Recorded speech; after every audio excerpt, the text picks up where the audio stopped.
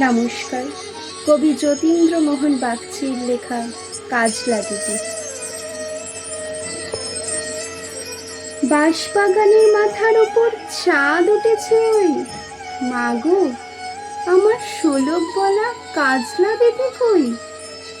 পুকুর ধারে লেবুর তলে থোকায় থোকায় জোনাক জলে, ফুলের গন্ধে ঘুম আসে না মা, তাই তো জেগে রই। মাগো আমার কোলের কাছে কাজলা দিদি কই? সেদিন হতে কেন মার দিদিরে না ডাকো? দিদির কথায় আঁচল দিয়ে মুখটি কেন ঢাকো? খাবার খেতে আসি যখন দিদি বলে ডাকি তখন, ও ঘর থেকে কেন মার দিদি আসে না গো?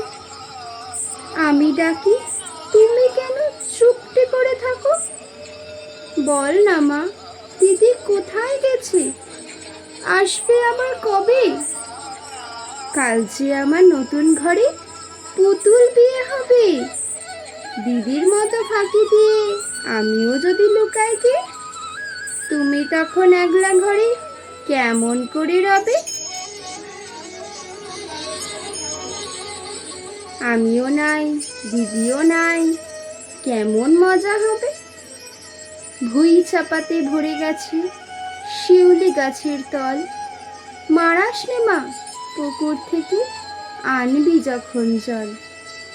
ডালিম গাছের ফাঁকে ফাঁকে বুলবুলিটা লুকিয়ে থাকে, উড়িয়ে দিও না মা ছিঁড়তে গিয়ে ফল।